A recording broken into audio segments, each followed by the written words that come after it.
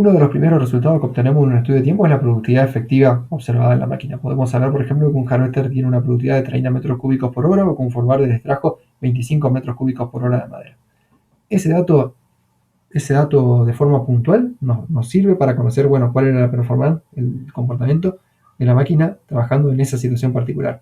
Pero no nos sirve para poder predecir qué ocurrirá en una situación diferente. Sin embargo, con la información generada en el mismo estudio de tiempo realizado, también podemos ajustar modelos matemáticos. Y los modelos matemáticos sí nos permiten predecir qué ocurrirá en situaciones parecidas a la situación en la que estamos trabajando originalmente, pero con ciertas diferencias. Por ejemplo, un rodal con árboles más grandes o árboles más chicos dentro del rango de árboles que observamos en esa situación, o un rodal en el que la distancia de extracción sea más larga o más corta que la que observamos en esa situación puntual. Los modelos matemáticos tratan de relacionar una variable de respuesta, en este caso la productividad efectiva, con diferentes variables predictoras. O sea, tratan de establecer una función entre la variable de respuesta y las variables predictoras. Por ejemplo, un modelo matemático podría ser un modelo en el que querramos determinar cuál va a ser la productividad efectiva de una máquina para un cierto tamaño de árbol y una cierta densidad del rodal.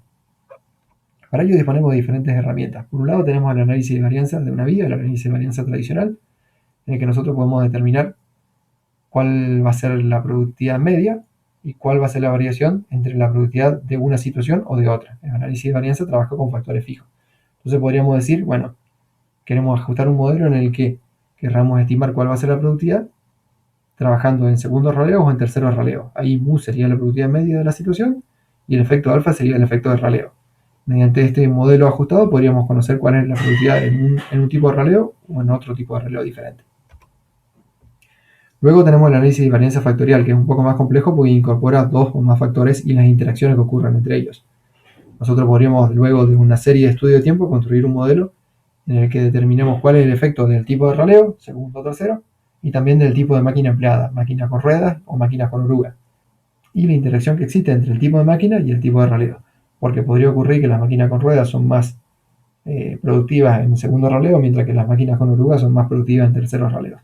Los análisis de varianzas factoriales nos permiten obtener muy buenas conclusiones de un conjunto de estudios de tiempo muy bien estructurados, siguiendo un diseño factorial. Otra herramienta muy utilizada en los estudios de tiempo es la regresión lineal simple. Esta nos permite conocer cuál es el efecto de una variable predictora sobre una variable de respuesta. Por otra parte, en la realidad existen muchas variables que están afectando a una actividad determinada.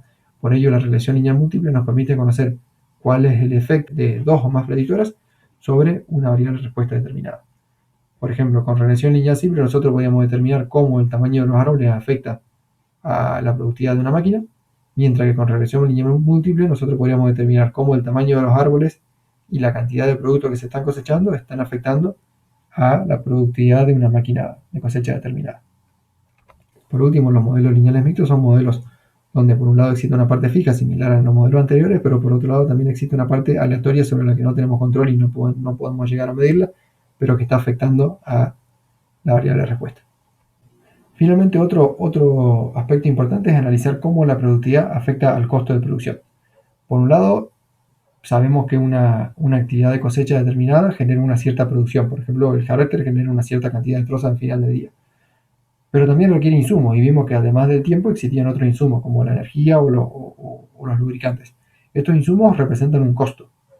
De esta forma podemos decir que el costo unitario de una operación está dado por el cociente entre el costo que tuvo la operación en un periodo de tiempo determinado y la producción que generó la operación en ese periodo de tiempo determinado. Y como producción en un periodo de tiempo es productividad, podemos decir que el costo unitario de una operación es el costo en un cierto periodo de tiempo por la productividad trabajando en la misma unidad de tiempo. Una forma común para hablar de costos es hablar de costos mensuales. Las empresas de cosecha generalmente llevan un registro de todos los insumos que consume una cierta máquina durante el mes y conocen muy bien cuál fue el costo total de la máquina a lo largo del mes. Por otro lado, también conocen cuál fue la producción obtenida por la máquina durante el mes. Realizándose el cociente entre ese costo y la producción, podemos obtener el costo unitario en, por ejemplo, pesos por tonelada o dólares por tonelada. Pero por otro lado, si nosotros realizamos un estudio de tiempo muy preciso y pudimos conocer la productividad de la máquina en toneladas por hora, también podemos, mediante una estructura de costos que veremos en la próxima clase, podremos determinar cuál es el costo de operación de esa máquina a nivel de hora y de esa forma calcular el costo horario de producción como pesos por tonelada. dividiendo los pesos por hora que requiere la máquina sobre la producción en toneladas por hora que genera la máquina. En esta parte analizaremos cuáles son las cosas que debemos tener en cuenta antes de realizar un estudio de tiempo. Si ustedes, por ejemplo, los contratan en un momento para estudiar la productividad de una máquina a campo, que está realizando una cierta tarea, tanto en cosecha forestal como en otra actividad, deben tener en cuenta una serie de cosas antes de comenzar a realizar el trabajo. Lo primero es pensar, ¿qué debemos medir? ¿Qué es lo que estamos tratando de averiguar? ¿Queremos averiguar la productividad? ¿Queremos averiguar la producción? ¿Queremos determinar la ocurrencia de paradas? Por ejemplo, podría ocurrir que nos estén llamando para determinar la productividad de un equipo de cosecha, o podría ocurrir que nos estén llamando para determinar cuáles son las causas de que un equipo tenga una eficiencia muy baja. Entonces es importante determinar qué queremos medir. Luego es importante determinar dónde lo mediremos, dónde está trabajando la máquina y qué tipo de trabajo está realizando la máquina en ese momento. Todo eso va a afectar la forma en que realicemos el trabajo nosotros, en que realizaremos la medición. Una vez que definimos qué queremos medir y cómo y dónde tenemos que medirlo y qué operaciones está realizando la máquina, hay que definir con qué metodología trabajaremos. Si trabajaremos, por ejemplo, con cronómetros y planillas manuales, o si trabajaremos con otro sistema de registro como las filmaciones o el seguimiento con GPS. En la cátedra trabajamos muchas veces realizando estudios de tiempo para investigaciones en diferentes situaciones, y nos ocurrió que los cronómetros y las planillas eran muy útiles trabajando en tala rasa, donde teníamos una buena visión de la máquina, pero que al momento de ingresar en operaciones de roleo, donde los árboles remanentes dificultan la visión de la máquina, eran prácticamente inútiles. Y en cambio, el trabajo con videos nos permitió obtener muy buena información en situaciones de roleo. Eso da lugar a la siguiente pregunta: ¿qué equipos necesitamos? Si estamos trabajando con planillas y cronómetros, necesitaremos eso, planillas, cronómetros y equipamiento para poder digitalizar y controlar esa información. Y por otro lado, si estamos trabajando con cámaras, necesitaremos las cámaras, los cables de alimentación, las baterías, discos donde guardar los videos y computadoras para poder realizar el paso de esa información y descargar las cámaras. Otro aspecto a tener en cuenta es durante cuánto tiempo deberemos realizar el estudio. Esto viene determinado por una serie de factores. Por un lado, el n que es necesario para el estudio de tiempo que estamos realizando. Mediante la fórmula del cálculo del n óptimo, nosotros podemos determinar cuántos ciclos necesitamos para poder estimar la productividad media o para poder llegar a obtener un cierto nivel de confianza en el experimento que estamos realizando. Por otro lado, otra cosa que determina cuánto tiempo vamos a realizar el estudio es el costo que tiene estar trabajando en el campo realizando el estudio y el costo que está dispuesta a afrontar la empresa o el cliente que va a realizar ese trabajo. Otro factor muy importante que determina durante cuánto tiempo hay que realizar el estudio es el tipo de variable que queremos medir. Si únicamente estamos estimando productividad, el estudio podría ser puntual y realizarse durante una serie de horas o de días y obtener una buena estimación de la productividad. En cambio, si estamos tratando de identificar la causa de un cierto tipo de demora, podríamos llegar a hacer un estudio durante mucho más tiempo para tratar de observar la ocurrencia de esa demora, que puede que no sea tan frecuente. Por ejemplo, si quisiéramos medir cuál es la frecuencia de ocurrencia y cuál es el tiempo medio que se pierde durante una rotura de cadena, en un día ocurren, por ejemplo, de 2 a 3 roturas de cadena en una cierta máquina. Podría ser que para llegar al N necesario necesitemos estirar el estudio de tiempo durante mucho tiempo, durante una serie de semanas, hasta llegar a tener 50, 100 roturas de cadena, como para poder estimar cuál es el tiempo medio necesario para la reparación. Y la última pregunta es si vale la pena el esfuerzo que estamos realizando para la información que estamos obteniendo. Y eso está asociado con el nivel de detalle del estudio de tiempo. En la medida que aumentamos el nivel de detalle de un estudio de tiempo y nos vamos de productividad mensual, por ejemplo, que es el peor nivel de detalle, a productividad horaria o a productividad por minuto, también estamos aumentando el esfuerzo que es necesario para tomar esa información. Y resulta importante determinar cuál es el equilibrio entre el valor de la información que estamos generando y el esfuerzo que estamos poniendo para generar. Luego de generar la información en un estudio de tiempo, debe realizarse la sistematización de estos datos y el análisis estadístico. En esta filmina podemos ver un ejemplo de una planilla de datos ya sistematizada, donde primero en las primeras 3 columnas tenemos las características de los árboles cosechados, el diámetro, la altura y el volumen estimado mediante una función de estimación del volumen. Luego en las siguientes 2 columnas tenemos el número de ciclo de cada uno de los árboles. Podemos ver que cada árbol constituye un ciclo y las características de estos árboles, si fueron árboles normales o si fueron bifurcados, porque en este estudio considerábamos que la bifurcación podría ser importante para determinar la productividad y entonces la tuvimos en cuenta, la medimos y la registramos. Las siguientes columnas representan la duración de cada una de las actividades observadas. Podemos ver, por ejemplo, diferenciado el tiempo de ubicación de los árboles, el tiempo de volteo de los árboles, el tiempo requerido para cortar trozas de 12 pies, el tiempo requerido para cortar trozas triturables y el tiempo de liberación de las ramas. Luego, en la columna naranja podemos ver el tiempo total del ciclo, que es la suma de los tiempos de cada una de las actividades. Como en esta situación se cosecharon dos productos diferentes, también podemos ver dos columnas adicionales donde tenemos el volumen, la suma de volumen para cada ciclo de estos productos. Por ejemplo, en el primer ciclo se obtuvieron 0,74 metros cúbicos de trozas de 12 pies y 0,07 de metros cúbicos de trozas triturables. La siguiente columna naranja presenta el volumen total recuperado de ese árbol. Y finalmente la columna rosada presenta la productividad ya calculada en metros cúbicos por hora. Metros cúbicos por hora efectiva sin demora, porque si se fijan, en esta tabla en ningún momento hay una columna que mencione las paradas, porque las paradas fueron discriminadas y eliminadas del estudio, debido a que en el objetivo del estudio no se incluía analizar las paradas. Una tabla de estas características puede pasar ahora al proceso de análisis estadístico para poder calcular, por ejemplo, la productividad media de esa situación, pero también ajustar un modelo predictivo de la productividad que considere cómo la productividad varía en función del tamaño de los árboles y de, por ejemplo, las características, si son normales o si son bifurcados. Al encarar el análisis estadístico, lo primero que debemos determinar es cuál es la variable de interés, en este caso la productividad efectiva, y cómo esa variable de interés está calculada. En este caso la productividad efectiva es el cociente entre el volumen de cada árbol, el volumen de madera aprovechada en cada árbol y el tiempo de actividad efectiva requerido para cosechar ese árbol. También es importante determinar cuáles son las variables predictoras de las que disponemos. En este caso, las variables de las que disponemos son el diámetro de la altura del pecho, la altura de cada árbol y el volumen individual en pie, y si el árbol es normal o está bifurcado. El objetivo del análisis que realizaremos será poder predecir la productividad efectiva en base a una o más de estas variables predictoras. Para ello podemos construir gráficos de dispersión que asocien la variable de interés con cada una de las variables predictoras y podemos realizar análisis de correlación que nos permitan determinar cuáles de las variables predictoras están mejor correlacionadas con la variable de interés. Y otra de las herramientas de la que disponemos es la regresión lineal, que siendo regresión lineal simple nos permite determinar cuál es la relación entre una variable predictora y la variable de interés, y si es regresión lineal múltiple nos permite determinar la relación conjunta que existe entre varias variables predictoras y la variable de interés. Por ejemplo, lo que vemos aquí es un ejemplo de un gráfico de dispersión que relaciona la productividad efectiva y el volumen individual de los árboles. Podemos ver que hay una relación clara entre la productividad efectiva y el volumen individual de los árboles. En la medida que aumenta el tamaño de los árboles, aumenta la productividad efectiva de la máquina.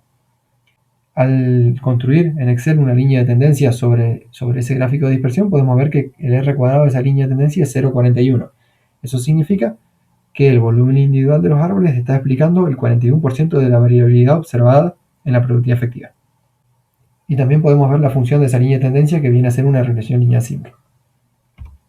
En cambio, si construimos un gráfico de dispersión entre la productividad efectiva y el diámetro de la altura del pecho, podemos ver que en este caso los datos también presentan una relación lineal. La productividad efectiva aumenta al aumentar el diámetro de los árboles, y el diámetro de los árboles le llega a explicar el 43% de la variabilidad observada en la productividad efectiva.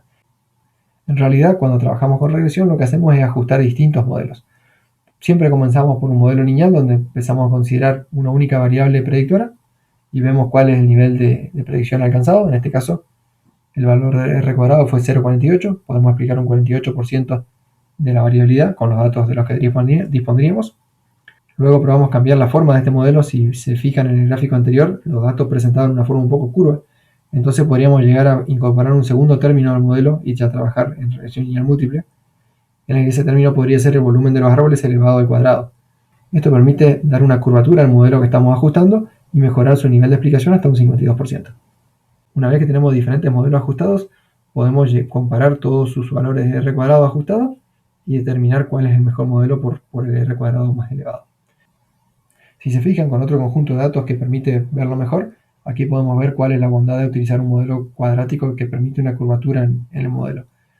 En esta máquina en particular, una vez que los árboles superan los 0,6 metros cúbicos de tamaño individual, la productividad de la máquina, de un procesador en este caso, deja de tener una tendencia lineal y empieza a achatarse. Eso es debido a que los árboles son tan grandes que la máquina se ve limitada en sus movimientos. En este caso, un modelo cuadrático que permite una cierta curvatura resulta mucho mejor que un modelo lineal que sobreestimaría la productividad de la máquina con árboles de gran tamaño. La mejor forma de determinar si el modelo que estamos ajustando representa bien a los datos es observar el gráfico de residuos. Un gráfico de residuos siempre debe mostrar una nube balanceada, con los valores oscilando entre más y menos 3 de desvío estándar respecto del cero. Si en nuestro gráfico de residuos vemos una tendencia, una curvatura o alguna forma atípica, eso indica que en algún lugar nuestro modelo está sobreestimando o subestimando los datos y que debemos realizar correcciones en el modelo o probar un modelo diferente para poder conseguir un mejor ajuste. Un modelo predictivo de la productividad ajustado durante un estudio de tiempo puede utilizarse para predecir la productividad de la actividad observada en situaciones similares a la situación observada.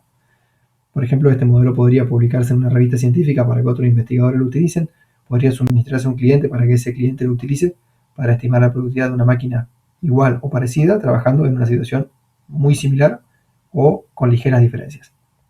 En este caso podemos ver que una curva ajustada mediante una regresión lineal múltiple nos permite determinar que para árboles con un tamaño medio de 0,5 metros cúbicos, la máquina presentaría una productividad media de 40 metros cúbicos por hora.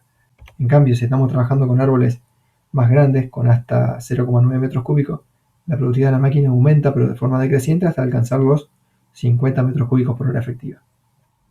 Por otra parte, si nos toca trabajar en un rodal con árboles muy chicos, de 0,2 metros cúbicos, es esperable que la productividad de la máquina, del procesador en este caso, disminuya hasta los 20 metros cúbicos por hora efectiva. Un modelo de estas características puede haber sido ajustado mediante un estudio de tiempo que fue realizado en un rodal donde los árboles tenían un tamaño medio de 0,5 metros cúbicos. Pero debido a la variabilidad natural que presentan los rodales, en ese mismo rodal habían árboles de casi 1 metro cúbico y también árboles de casi 0,1 metros cúbicos. Esta variabilidad natural permite que, realizando un estudio de tiempo donde el ciclo sea el árbol, podamos construir al final un modelo predictivo de la productividad con un rango de aplicación mucho más grande que el volumen medio del rodal en el que estamos trabajando. Finalmente, quiero mencionar algunas otras técnicas que existen para poder estudiar la productividad diferentes de las que ya hemos visto hasta ahora. Por otra parte, si estamos estudiando equipos que se desplazan en el terreno como los skiders o los forwarders, podemos llegar a analizar su movimiento mediante el seguimiento con dispositivos GPS, sistemas de navegación satelital. Estos dispositivos montados dentro de la máquina nos permitirán registrar su posición cada cierta cantidad de segundos y luego, mediante su análisis, podemos conocer los desplazamientos que realizó la máquina, el tiempo que requirió en esos desplazamientos entre una actividad y otra, y la cantidad de metros que recorrió y los lugares por los que transitó. En este gráfico pueden ver, por ejemplo, un recorrido realizado por un forwarder y 3 ciclos en particular resaltados dentro del recorrido, de todos los recorridos realizados durante un turno de trabajo. Otra herramienta disponible son los barómetros por vibración. Son pequeños dispositivos que se atornillan en las máquinas y que, mediante la detección de la vibración que tiene la máquina, contabilizan las horas en las que la máquina está encendida. Muchas máquinas vienen con estos dispositivos ya instalados de serie y permiten conocer el tiempo total que la máquina estuvo trabajando, aunque no permiten conocer qué estuvo haciendo la máquina en ese tiempo.